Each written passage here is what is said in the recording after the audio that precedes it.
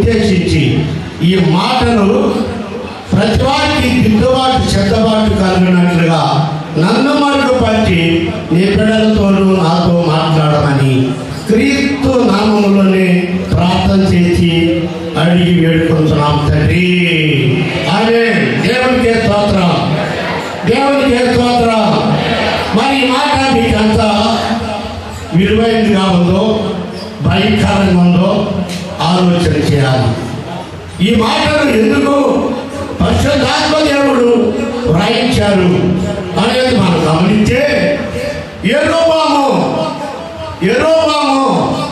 రాజు కాకమునుపు యెరోబాము ఎవరు అనేది మనం గమనించాలి. యెరోబాము ఒక టాపీ మేస్త్రి. ఆ టాపీ పని శ్రద్ధగా పనిచేసేవాడు.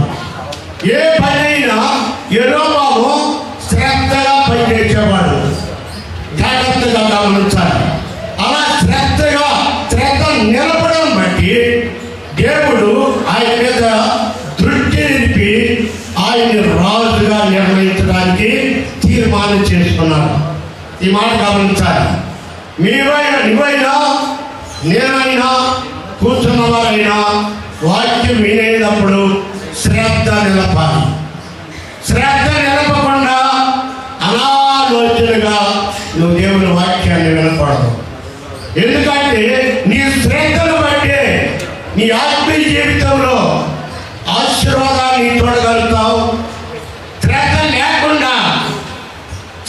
లేకుండా ఏదో వింటున్నానన్నట్టుగా నడిచి కుటుంబానికి, సంతతికి, జాతికి, కుటుంబం అంతటి కూడా ఎంత భయంకరమైన విపత్తు వస్తుందో ఇప్పుడు మనం చదివిన భాగంలో కనపడింది.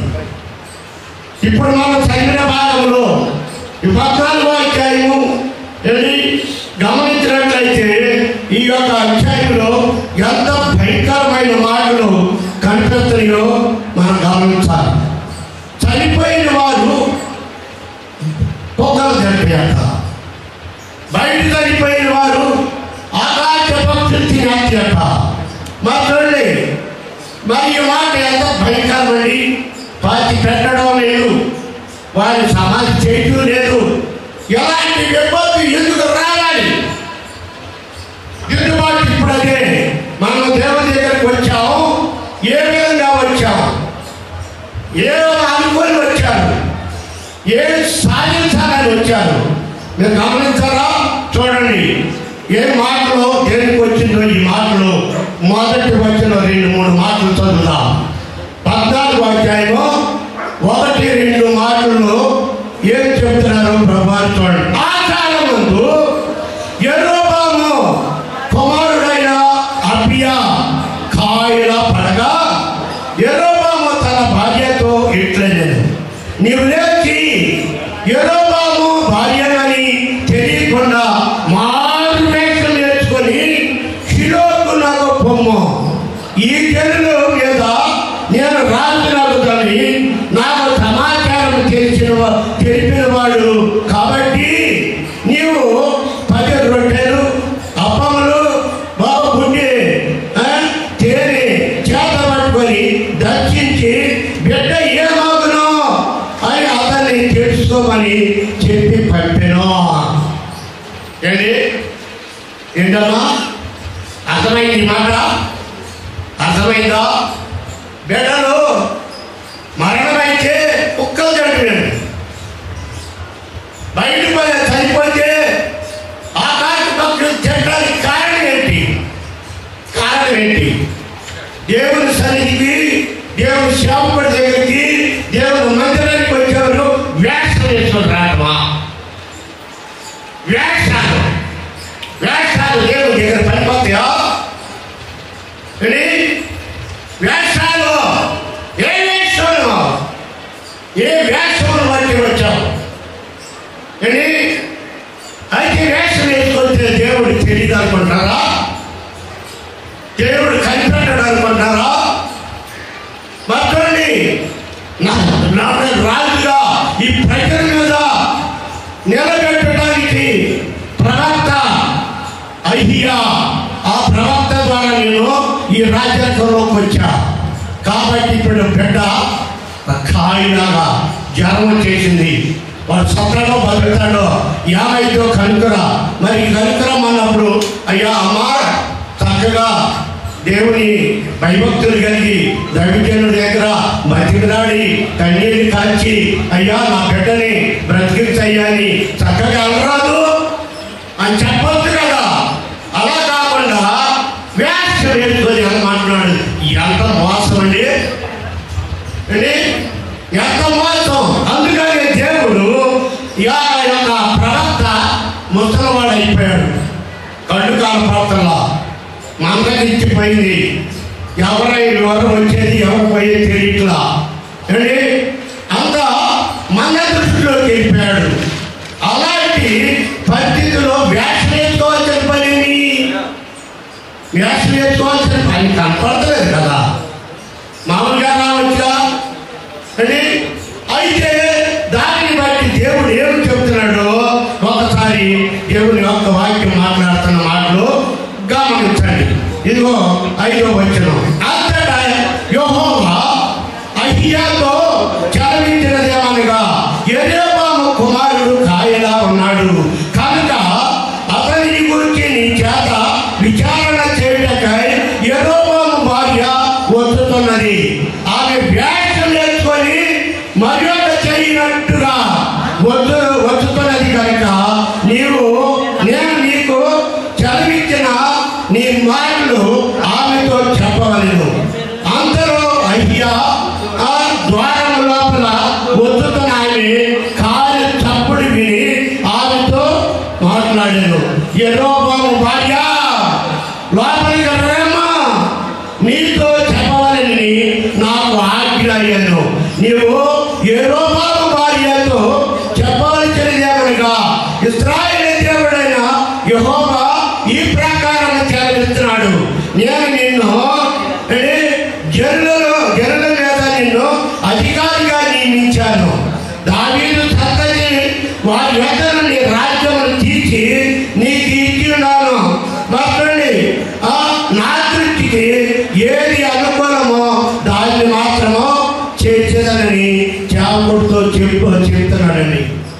చూడండి, ఆయన గుడ్డోడే, ముసలోడే, దేవుని ఆత్మ దూరంగా లేదు, దేవుని సన్నిధి ఆయనకు దూరంగా లేదు, దేవుని సన్నిధితో ఉన్నవాడు. చూడండి, అదిగో ఎవరు రోజేది చెబుతున్నాడు, దేవుడు వ్యాఖ్య వేసుకొని వస్తుంది కూడా చెబుతున్నాడు, ఏ అవసరాన్ని పట్టుతుందో చెబుతున్నాడు. మాత్రండి అలా అన్ని దేవుని సేవకుడు చెబుతున్నాడు ఎలా మాట్లాడాలో, కఠినంగా మాట్లాడు అని మాట్లాడుతున్నాడు దేవుడు. చూసారా? అలాగే ఈ సమయంలో నీ సమయంలో దేవుడు నీతో కఠినంగా మాట్లాడకూడదు, నీకు అనుకూలంగా మాట్లాడేటట్టుగా వినయ మనసు కలిగి విరిగి నరిగిన మనసు కలిగి దేవుని సన్నిధిలో ప్రలాపించు. నీ కుటుంబ రక్షణ కొరకు, నీ బిడ్డల సంరక్షణ కొరకు, భర్తలు మారకపోతే భర్తలు మారటం కొరకు, నీ భవిష్యత్తు అభివృద్ధి కలగాలంటే, నువ్వు ఆశీర్వాదంగా మారాలంటే నువ్వు ఎలా ఉండాలి? రాష్ట్రవస్తున్నా మర్యాద అయినట్టు, ఎలా అంటానండి? మర్యాద అయినట్టు. వచ్చే దేవుడికి తెలియదా? దేవుడికి తెలియదా అంటే దేవుని సేవకుడంటే అంత పనికి రాదుడా, దేవుని సేవకుడంటే అంత తిరిగి తక్కువడా. ఏమనుకుంటున్నావు నువ్వు? ఏమనుకొని పొందుకుంటున్నావు? అండి మనకు తెలియదు ఒకటి, అది తెలిసింది ఒకట, అది చెబుతుంటే నిజమేనా మాకు తెలీదా అనుకుంటున్నావు? ఒకవేళ ఏమనుకుని వచ్చాయి 2025వ సంవత్సరంలో, 24వ సంవత్సరంలో నీకెన్ని ఆపదలు రాలా, ఎన్ని విపత్తులు ఎదురవలా, ఎన్ని కష్టాలు నష్టాలు నీకు ఎదురవలా. దానిని బట్టి అయినా ఈ 25వ సంవత్సరంలో నీ మనసు మార్చుకొని దేవుని దగ్గరకు వచ్చి ఎంత బాగుంటుంది, నీ బుద్ధి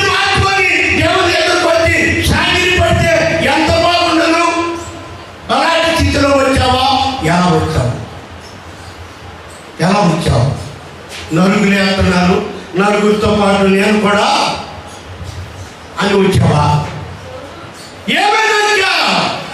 ఆలోచించాయి, పరిశీలించాయి, పరీక్షించుకో నీ హృదయ స్థితిని, నీ మనసులో ఉన్న ఆలోచనలు కూడా. నువ్వేమనుకొని వచ్చావో నాకు తెలియదు. నువ్వు ఇక్కడికే పరీక్షించుకో. ఎందుకంటే నీ సంతతి వారు కుక్కలు చనబడదు, నీ సంతతి వారు ఆకాశ పక్షులు చనబడదు. వారు చక్కగా సమాధి చేయబడాలి. అద్దానా లేదంటే కుక్క తినాలి నచ్చండి చచ్చినోడు అంటారా అండి. మన మాజీ ఆంధ్ర ముఖ్యమంత్రి గారు పరిస్థితి ఎలా ఉంది? ఆయన బాడీ సరిగ్గా దొరికిందా? సమాజ కార్యక్రమానికి చక్కగా ఉందా? అది ఎందుకో మనకు తెలియదు. ఆ విషయం మనకు అనవసరం, అది మనకు అనవసరం లేదు అండి. ఆయన నీతిమంతుడు అనీతిమంతుడు మనకు తెలియదు. ఆయన విషయం కాదు నేను చెప్పింది పాయింట్ ఏంటంటే, యాక్సిడెంట్ అయిన వాడు అండి, యాక్సిడెంట్ అయిపోతే మంచి లోడు 12 టైర్లుండ లోడు టైర్ కింద లారీ కింద పట్టాడు అనుకో ఏమన్నా ఒక టన్ను దొరికిద్దా? బంధువులు వచ్చి అయ్యో అని ముద్దు పెట్టుకుంటూ ఎట్టుతారా? కళ్ళారా చూస్తానికైనా కుదిరిద్దా?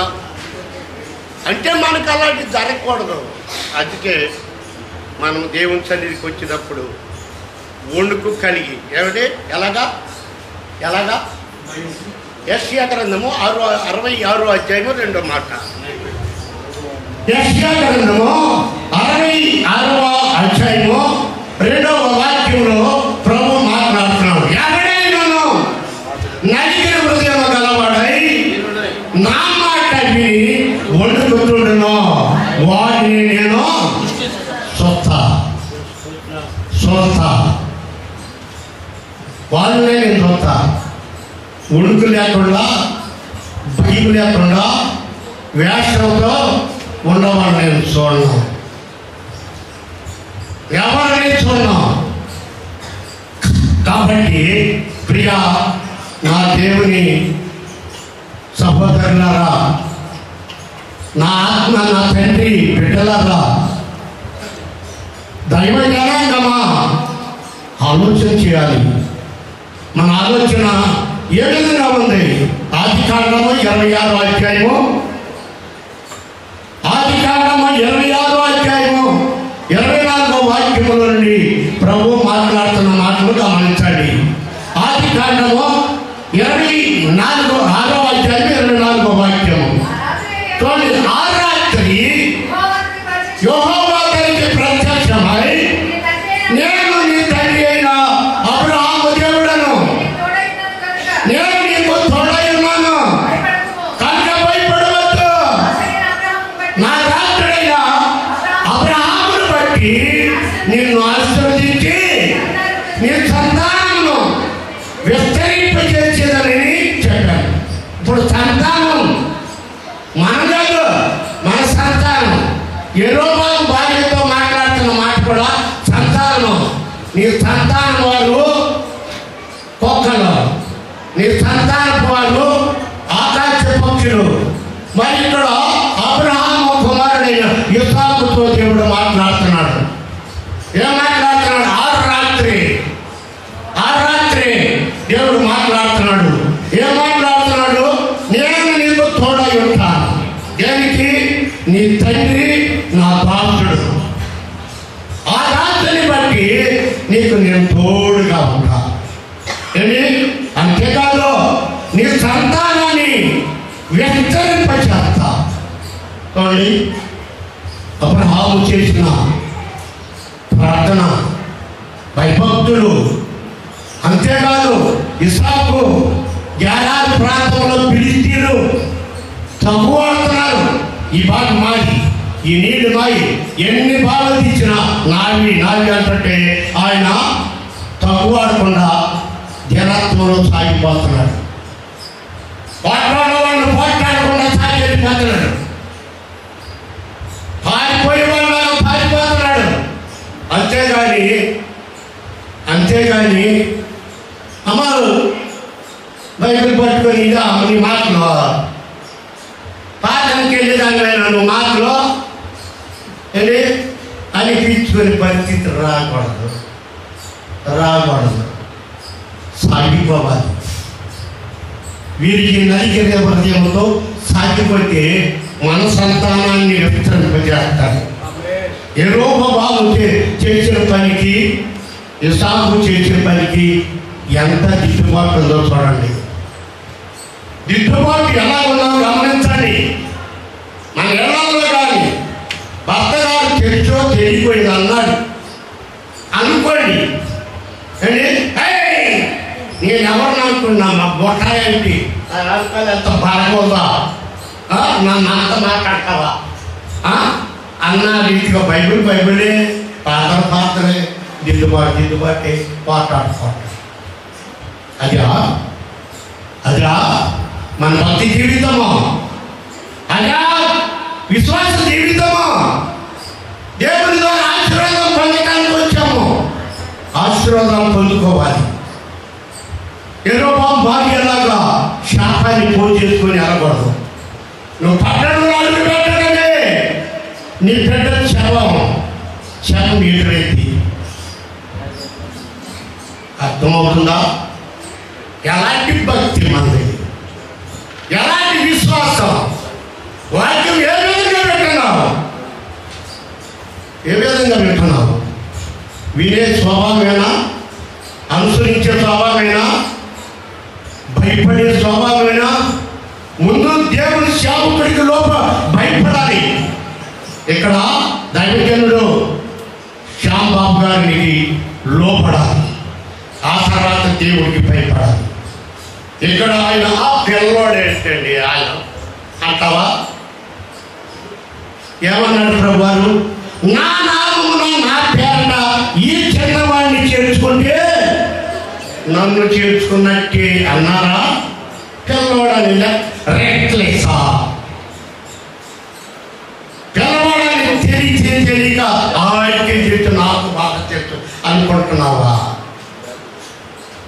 బైబిల్ ఆది కాలం నుండి ప్రకటన వరకు కంటతా చేసేసాను ఎన్ని మార్లు అనుకుంటావా? ఏది ఏమైనా ఏర్పాటు చేయబడిన వాడు, అభిషేకించబడిన వాడు, ఆయన దేవుని చేత ప్రతిష్ఠించబడిన వాడు కాబట్టి ఆయనకు లోబడాలి, ఆయనకు భయపడాలి.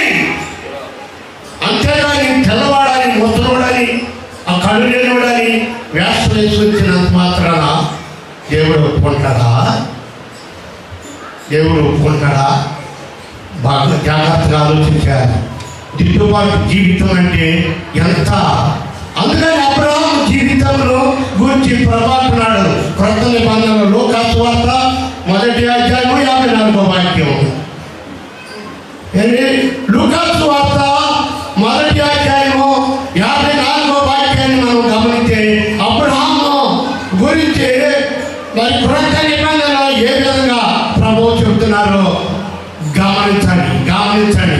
ఎందుకంటే 54వ వచనం, 1వ అధ్యాయము 54వ వచనం. అబ్రహాము నకును అతని సంతానం నకును యుగాంతరం వరకు చూచారండి. ఎప్పుడు వారికి ఈ లోకం అయిపోయినా సరే, ఈ సృష్టి ముగింపబడినా సరే, ఆయన కృప అబ్రహాము సంతానాన్ని వదిలించాలా. అలాగే నా తండ్రి సంసోనయ్య గారు సంతానాన్ని కూడా దేవుడు వదలడు అని గట్టిగా చెప్పగలరు. ఆయన చేసిన ప్రార్థన, ఆయన యొక్క నియమావళి దైవ స్వరూపులనే లేదు అని నేను గట్టిగా చెప్పగలను. నా తండ్రి వాడు దావీదు అంత గట్టిగా దేవుడి సన్నిధిలో ఉన్నాడు కాబట్టి దావీదును బట్టి సొలొమోనుకి కృప చూపించాడు.